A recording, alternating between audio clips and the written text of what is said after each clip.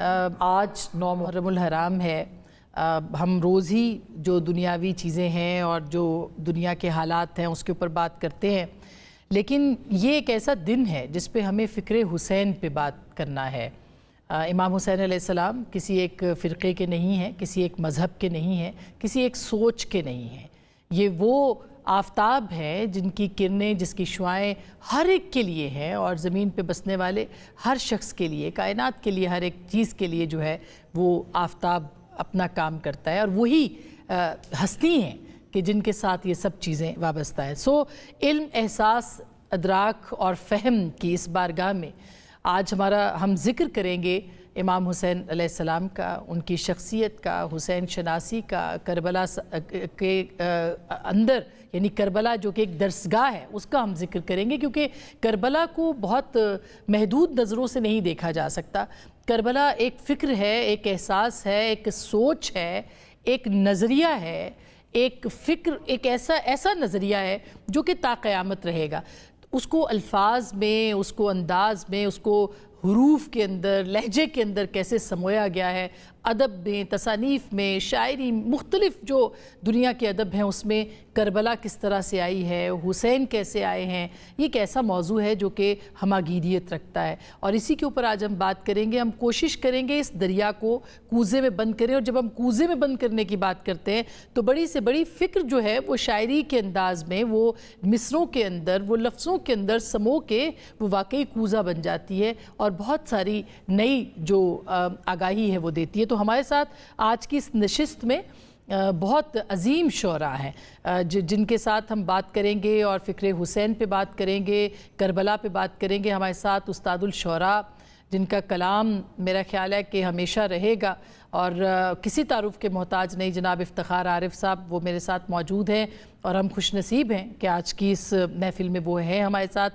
جناب شکیل جاذب صاحب ایک بڑا نام ہے پاکستان کے شعراء میں، بلکہ دنیا کے شعراء میں. میں یوں جہاں جہاں اردو سمجھی جاتی ہے وہاں پہ شکیل جاذب صاحب کا نام جو ہے اب زبان زد عام ہے. بہت بہت شکریہ آپ کی تشریف آوری کا. ہمارے ساتھ جناب موجود ہوں گے سوامی شنکر اچاریہ صاحب، جو کہ ایک سیاسی رہنما بھی ہیں، لیکن فکر حسین، ذکر علی، ذکر اہل بیت میں ان کا بھی کوئی ثانی نہیں ہے، اور ان کی اب ایک اور ان کا جو تعارف ہے وہ یہ ہے کہ یہ ذاکر اہل بیت بھی ہیں. تو بہت بہت شکریہ سوامی جی، آپ نے بھی ہمیں وقت دیا ہے، اپنے قیمتی وقت میں سے چند لمحے آپ نے ہمیں دیے. بہت شکریہ آپ کا بھی. سب سے پہلے افتخار صاحب میں آپ کے پاس آنا چاہتی ہوں. سر، آپ کی اجازت سے ہم اس گفتگو کا آغاز کریں. آپ کے نزدیک حسین شناسی کیا ہے، کربلا کیا ہے، اور کربلا کا جو ذکر ہے وہ ایک شاعر، ایک ادیب، ایک سوچ رکھنے کے والے کے لیے کتنا اہم ہے، ذرا اس پہ روشنی ڈالیے گا. مہربانی. ہمارے ملک کے بنیاد گزاروں میں اور دنیا کے عظیم شعراء میں اقبال کا شمار ہوتا ہے. انہوں نے ایک بنیادی بات کہی تھی کہ موسیٰ، فرعون و شبیر و یزید کہ دو قوتیں ہیں ہمیشہ سے دنیا کی تاریخ میں، موسیٰ، فرعون اور ابراہیم و نمرود، اور حسین اور یزید، جو ایک دوسرے سے نبرد آزما ہوتی رہتی ہیں.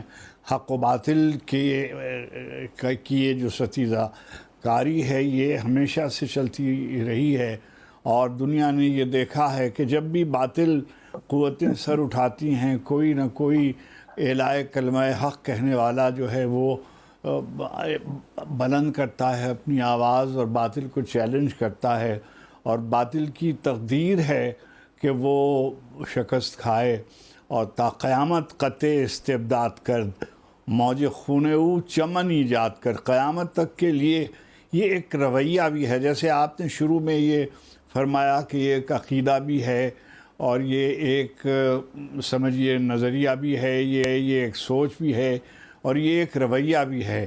اور وہ کون سا وقت ہوتا ہے جب حسین کے جیسے، کربلا کے جیسے رویے کا اظہار ضروری ہو جاتا ہے.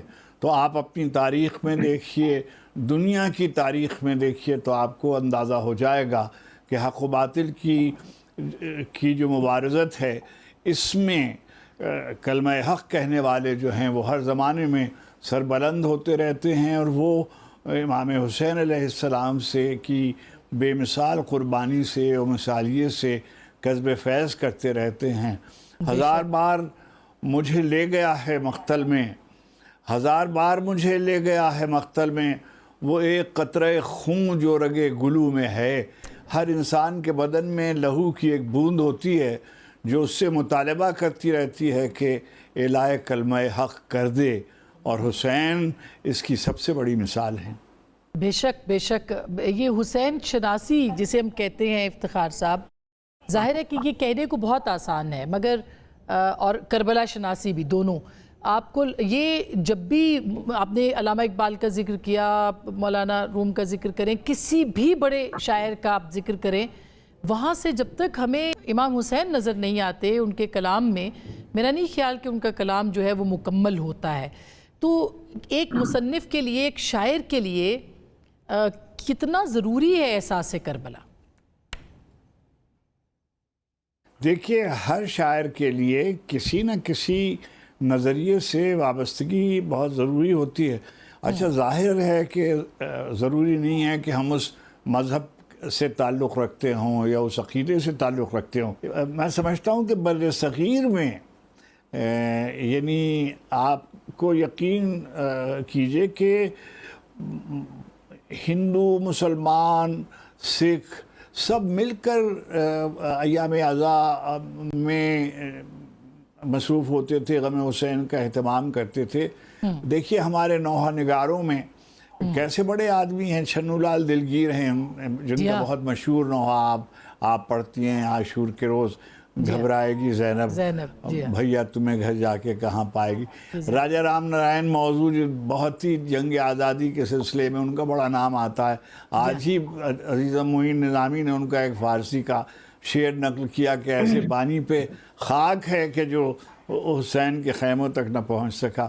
تو سب نے، ہمارے زمانے میں مہندر سنگھ بیدی، ہمارے بچپن میں کرشن بہاری نور، اور یہ سب لوگ حیات تھے اور یہ شعر کہتے تھے، مرثیے کہتے تھے، اور سلام کہتے تھے، نوحے کہتے تھے. اور مل کر، یعنی خود میرے گھر کے عزا خانے میں ہمارے محلے کے بعض جو ہندو مذہب سے تعلق رکھنے والے لوگ تھے وہ آتے تھے، اور ایک اگروال فیملی رہتی تھی، وہ ہمارے ہاں 7ویں کو اور 8ویں کو ایام عزا میں وہ تشریف لاتے تھے اور اپنی منتیں مانتے بھی تھے اور جیسے آپ نے کہا کہ یہ بڑھاتے بھی تھے. ہماگیریت ہے نا یہ شکیل صاحب. یہ جیسے آپ کے بہت سے میں ابھی صبر کی ڈھال طے کو کرتی ہے کن کس طرح، کوئی اگر یہ سن سکے کہتی ہے کربلا کہ یوں، یعنی اور بھی یہ پوری غزل آپ کی جس طرح.